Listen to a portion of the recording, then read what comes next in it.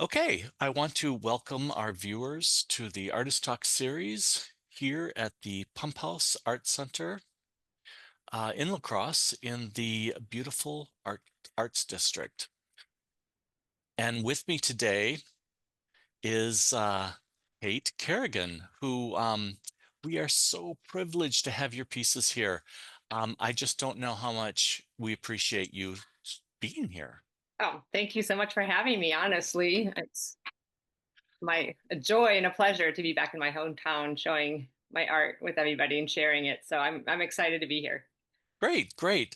Can you start off by just telling us a little bit about yourself as an artist and a little bit of your background? Sure. So my connection to lacrosse, I'll just start there, Yeah. is I was born and raised here. Went to Holy Trinity Grade School and Aquinas High School, and then off to the University of Wisconsin-Madison. Um, all that time, I really didn't do any art, actually.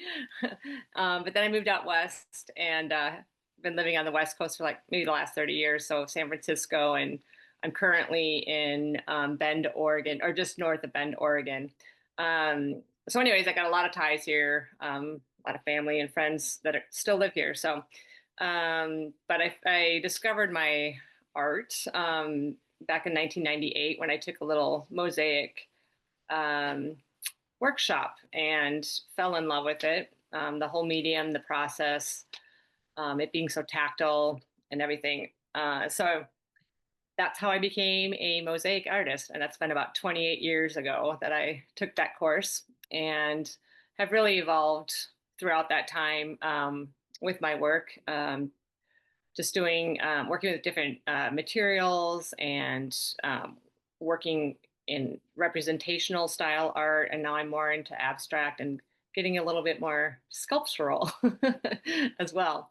That's kind of how it all. That's kind of what I do, and I use mostly traditional materials used in mosaic. Smalti, which is a glass made mostly in Italy for the use of mosaic, and also stone.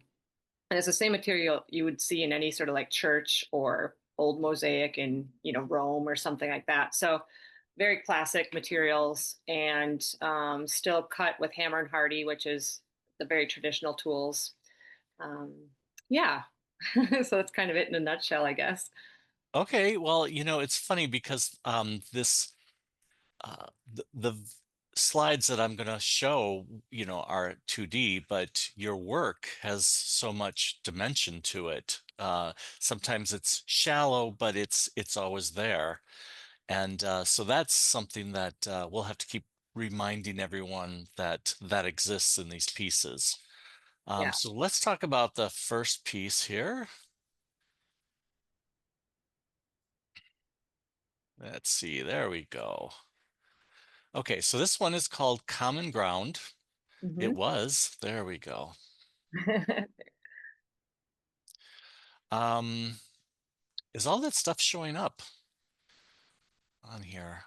I see it on mine. There we go. Now we can get back to it. Okay. So this first piece that we're seeing is called Common Ground. Can you tell me a little bit about this one? Sure. So this piece is just visually is made out of stone, and it's monochromatic. So it's using one color, and I basically was really playing with texture and the size and shapes of the tessera, which the tessera is a small piece of the mosaic, like the stone, the individual stone or pieces. So just playing with that created this visual uh, piece. So it's all in one color. And so common ground is obviously it's kind of like a Venn diagram. And it's about finding, two views or opposing sides coming together to find what we have in common or what we can agree on. And couldn't be probably more apropos today. So yeah, so this is all part of this big theme of mine in this whole exhibition too, is just to be very optimistic and positive and exude these really big themes of unity and collaboration and all kinds of inspiring themes. So common ground really is about coming together and how can we meet in the middle and find this space where we can agree and move forward and make change. And at the essence of it, we're all human beings and we all have the same uh, basic needs, from water, food, shelter, to more and our desires of happiness, love, freedom, respect. And then maybe that's where we start, is in this middle place. And from there we can build. And that starts, with our families and our neighborhoods and our communities. And if we can find that common ground, I think we can move forward as a, nation and a world. Yeah, absolutely. And so when you're doing pieces like this, you obviously have a plan for the process and then its final realization before you even start. Hmm. So is that always the case when you're working on your pieces? Is there spontaneity? Yeah, Um, they're sort of both. I always have the idea of what I want to, like the theme or the what do I want to express. There's always the why am I doing this piece kind of question or an mhm. answer before I start. And this one in particular was really had to be planned out because it's so technical in Yeah, how all overlays and interlap, you know, how yeah. it's so it was very technical, and I had to do more planning than I usually do in a piece. And it is so tedious. So this one, there wasn't really room for a whole lot of spontaneity in it. It was just the tediousness of executing the plan that I had. In other pieces, as we move forward into the next pieces, there's a lot more spontaneity, but the idea is always there first, and then then I have room to grow with that theme. Let me ask you this question, which is, I don't know, but do you ever finish a piece and be just like, I don't like this at all? Yeah, And then what one. do you do with it? Do you just start taking it apart? Do you just throw it into a pile? What happens to Yeah. those pieces? I'm well, this is what happens when you don't. So I do have a piece I recently, or last year I did, and I thought it was going really well. I had an idea, definitely had the idea there, what the theme was going to be, and I didn't have a plan on how I was really going to execute it. I was going to use just my intuition to do it. And I was trying to use two different styles that just did not work. And I continued, and then I'm like, oh, I really don't like this piece. It's not how I wanted it to look. And and then I try to fix it a little bit, and it's hard to fix because you literally have to go in and tap out, chip out little, all your little tessera, and that it takes a lot of work and not damage the entire piece. And Right. but so yeah, it's sitting at home finished, but I don't like it, and it won't be in public ever. And then I will go in, and I'm going to try to salvage it because I used all of this 24 karat gold in it, which is expensive, and it's beautiful also. So I have to literally spend many hours undoing it and hopefully salvaging the material to some degree. Okay, I'm sure you're looking forward to that. Yeah, that's Um, gonna be a good time. let's go on to the next piece. There we go. Ripple. Now, this is another one that there's a lot of dimension to this, and but it's not just in the stone that you're working with, but the whole piece has a ripple going through it. Yes. So, can you tell me about this piece? Sure. So the idea behind the piece, the theme Ripple, is based or a take on the ripple effect, which fits into the theme of my whole series here. And so yeah, one small action can potentially lead to bigger and greater actions, and collectively that can make change or positive change. So that's the theme. And then so my take on it was just to create this beautiful ripple, um, and so I created this substrate. Which is the back, what the whole mosaic is on, and created undulation in it. And you do that by creating layers of mesh and thin set. It's kind of sandwiched into this uh, base layer, and then you're able to slide objects or things underneath the substrate to let it Mm-hmm. cure, and then it Right? holds shape. Like you could, slide a baseball bat under there, and it would give it this nice little undulation. And then you let this cure for a while, so then it holds its shape. And then I mount it onto another flat substrate with the hanging hardware on the back. Anyway, so that's how you get all those sort of undulations. And then you're right, that adds to the whole. So there's that movement in the substrate as well as in the piece. Yes. That, I mean, I think it visually it just really turned out well, really enhancing the ripple and using the colors and the motion of the andamento, which is a term used. It's sort of the visual flow of the rows of the tessera, so that just leads your eye in one direction. So it plays really well with all of that in this piece. I think it works really well. Okay. And then the color is just, you're keeping within that blue, green family. Yeah. Again, And yeah, I love my monochromatic. I like to stay in families of colors and use less color. I always feel like is more in a way, and it's effective. But yeah, it looks very water-like. And in person, as you've seen it, Scott, yeah, there's a lot of texture already in the piece that's kind of hard to get in a photograph. But it picks up the light that shines on it and creates like almost like a little, reflection, even more so than what I purposely did. But mhm. yeah, so it's a neat one. Oh, yeah. Okay, let's go on to yet another, if I can make it Make it happen. for some reason. There we go. Okay. Okay, turn over a new leaf. And obviously, this hopefully shows that the three-dimension aspect of it better in the photo, because this is basically, it's turning.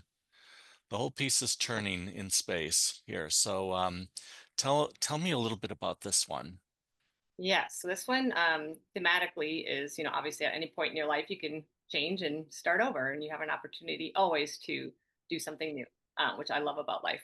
And anyway, so then getting onto the piece, turning over a new leaf, I really experimented with this substrate. I've never, like, just to do a full turn in it. I didn't know if it would really hold or work. uh, so far it has. Yeah, it has. It Yeah, hasn't fallen onto the not floor yet. yet, so we're Not good. yet. So, um, yeah, so this was a big step for me. And actually, I did do a little one, a little twist, but that's a little bit more controlled and not quite as big. But this one was, much bigger. So I was hoping it really turned out. Um, and if you actually see the piece in person ever, I went in really far with really long tweezers to place the tessera in, so it looks like I mosaicked even the inside of it. Because people are Yeah. always like, "Did you flip mosaic and then flip and twist it?" Because it looks like all mosaicked, and I tried my best to mosaic on the inside of it to have that effect, but I did not. I had the substrate built first, and then had to go in and place all the tessera. So this was a really challenging and time-consuming piece, keeping the lines, straight from top to bottom, you know, with the twist in there. So, yeah, it was very challenging for me mentally. It was great. It was fun to work and figure out how I was going to actually do this and make it look, like a twist and a leaf, kind of, sort of a leaf and everything, So yeah, and I use different materials in it. I use the stone and the smalty that I mentioned, and there's also another material called Litovie, which is it's actually glass, but it's very matte. It has a very matte finish to it, so it looks like stone. It's one of my new favorite materials to use as well. So the three of them play really nicely together, and again, staying in my kind of monochromatic um, way I work. So it's all in these like really pretty light greens and almost a little yellowish in there. But yeah, so I think that one turned out. That one's, yeah, one of my favorite pieces I think in the show because it's so different. Yeah, it's wonderful. And I think the photos just don't do the pieces justice. I mean, they're beautiful photos, but when you see these pieces, in at the gallery here, it's like, Man, and I never even thought about like how did you get the mosaic pieces, inside that That turn turn.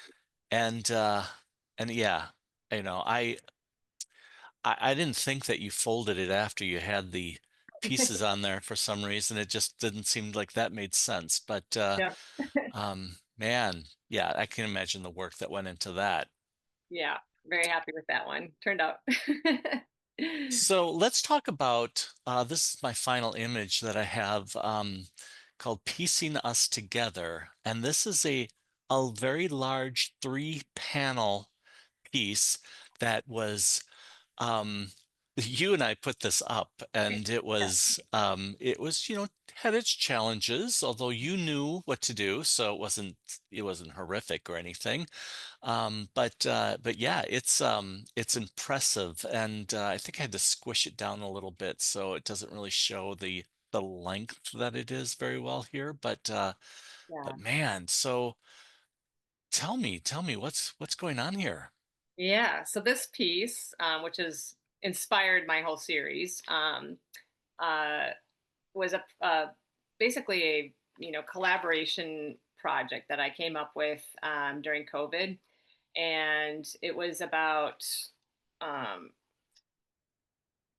the importance of meeting face to face with people, our human relationships, and since we had all been locked down and masked up, we all were feeling right that separation from family, from friends, from being social and outdoor, and seeing each other. So that was the inspiration behind it, was just that importance. And I was thinking about how I also had the itch to like travel, so I came up with this idea. I'm like, what if I drove around the country, visiting family and friends all over, and sat down, at their kitchen table and did a little mosaic piece with them and meet with them face to face and chit chat, talk about whatever, and then I would put all these pieces into the final piece.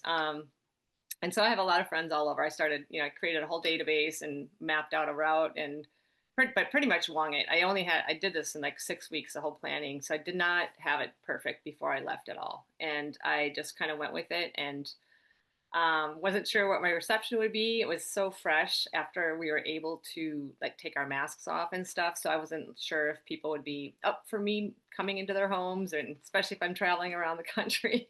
So luckily enough, people said yes. In fact, 552 people said yes to doing this project. And it turned out great. I mean, I don't even know if I could do this again without even better, you know, for having not planned it. And anyways, it was amazing to go basically into my past, because these people are from like grade school, high school, college, family and friends. I've got lots of cousins all over the country, friends from the places I lived, which I'll get to that because it's important. There's the color scheme was based on the four places I lived, which was Wisconsin, so that's green, all the green colors. And then I lived in Lake Tahoe and San Francisco, and now I currently live in Central Oregon and just north of Bend, Oregon. So that was the color scheme the person had to use if I knew you from that place. And so that was the only defining thing in the piece that was a rule. It's like, here's your blue. We know each other from Tahoe. Now you get to create whatever you want. And so everybody got a little piece of mesh, and I handed them the smalty or the stone, and they could cut it and do whatever they wanted. There was no rules in what they did with it. And I had little kids like 4 years old doing this, and it was really cool. They kind of like glued things on top of each other, kind of built it up. So it was I was so impressed with like what everybody came up with. And then after, see, I was on the road for like 5.5 months of visits, driving around. And then I had another like 2 months of visits just locally back in Bend, Oregon. And so it took me about like 7.5 months of visiting people. And then I had to lay it out and figure out how is this going to work. I had to figure out how much material I had, and sort it out, and color, and styles, and consider all of that stuff. So I came up with this it kind of looks like a tapestry, like almost like a Mexican rug or something like that almost. And it's, I really wanted to incorporate the colors, like instead of just blending them like all reds and then all blues. I really want them to like sort of weave in and out and kind of highlight individual pieces, because that became a theme too. It's like our diversity, and it so no one's piece really got totally lost in the big piece. So a lot of the pieces are very highlighted, um, and I yeah, that was challenging. It took me about 2 months to come up with a plan that was going to work. And that included the technical aspect of it. Like, how is this thing gonna, it's 12 feet long. I had to, and I wanted it to go around the country a bit. So it had to be, shippable and transportable. So I had all these like technical things to make sure I had in place before I even started. And then in this piece too, I created that undulation, which you can't totally tell in the photo, but it's got an undulating substrate, which just adds so much more flow and movement to the piece. And And you have all of these pieces mapped out, like what people had done, where they're located on this yeah, piece, which I don't know, that must have been, I'm sure your system was very easy for you. yeah. I would be overwhelmed.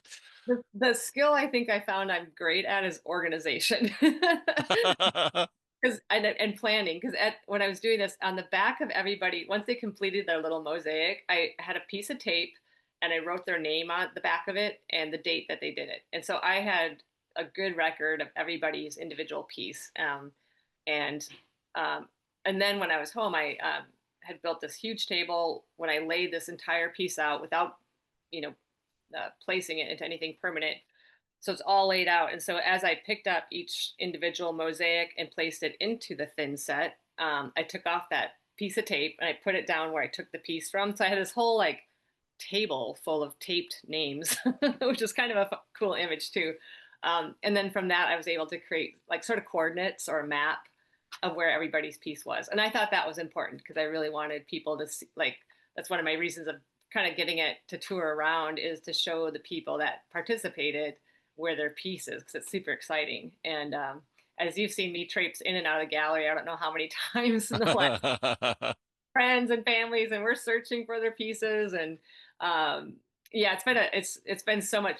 That's the excitement I get, is when they see this thing that they are a part of, this massive thing, when at the time they're just doing one little, mosaic thing. Um, Right.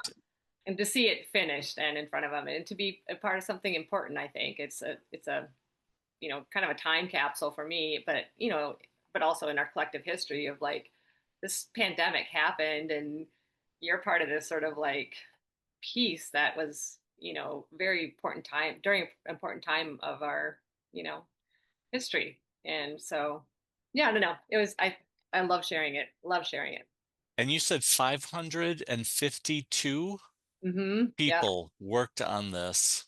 Yep. And I mean, like, I maybe have five friends, and that's being generous. Um, how, I mean, you said you worked with people who you had gone to grade school with, Yeah. Yeah. and were those people you kept in touch with this whole time, or is it like you're knocking on doors and texting and emailing, and they're just like, why is this person following me after all these Right. years? Yeah, now most of it, I have to say, if social media is good for one thing, I used it heavily in this project of tracing down where people, I could look them up and see what they lived and all that kind of stuff. So I was doing a lot of sleuthing that way. So I relied on social media quite a bit, and I put out some calls in my newsletters and stuff. But that's how I was able to track down a lot of people. And then I would just reach out, via messaging or something. Because you're right, I was not, I'm not in touch daily with 552 people, in this, and so it was just reaching out to people that I knew, and some people I had their numbers or I got them from friends. I'm like, hey, do you know so and so? And the unfortunate thing, it also, like, if it wasn't on some sort of, if you weren't on the radar, I felt bad, because I could make a whole nother one of these, I swear, because there's so many people I felt like I missed, and I just didn't have their info, or maybe the right timing of when I was going to be passing through a part of the country. And so I Well, and I'm sure they're out there. They're yeah, out there waiting for your email. So, it'll be piecing us together round two. Um, so yeah, but that's how I did. I was messaging, I was texting, I was emailing. I mean, I had like probably five modes of communication going on throughout this whole thing, which was took a lot to, actually manage all of that on the road. But it worked. It sure did. Well, Kate, thank you so much for doing this interview with me. Thank you, Scott. Um, I know that this show is up through September 6th, I believe. Yep. So I really encourage everyone who's viewing this to come in and see it. Like I said, the photos don't do these pieces justice, and it's amazing when you see them here at the gallery. And you also have some tools on display to kind of show the basic process of how you're doing that. So that's just a whole nother, level of making this a wonderful show. Is there um, any final words? Anything you'd want people to know before we end this? Well, first of all, just thank you and the Pump House for having me. It's like really special for me to bring this to La Crosse. It was my goal, my big goal, because it's my hometown. And so there's probably about 100 people in the area that could access, who did this project and could Mm, come and see it, So I really wanted it here for sure. And including my mom and stuff like that. So it's super special for me to have it here. Yeah, please, if you get a chance, you should see these pieces in person because there's so much more texture and dimension happening with all of them. The way the light hits them, and it's just a fun show. Um, yeah, so hopefully you'll get a chance. And I think this reception's this Friday, so I'll be there, and you can meet me, and I'd be happy to talk. And yeah, love it. yeah, so come down to the Pump House Regional Arts Center, 119 King Street in La Crosse. And yeah, I hope to see a lot of people there, and I will see you there. For sure. So thank you so much, Kate. Yeah, thanks, Scott. Appreciate it.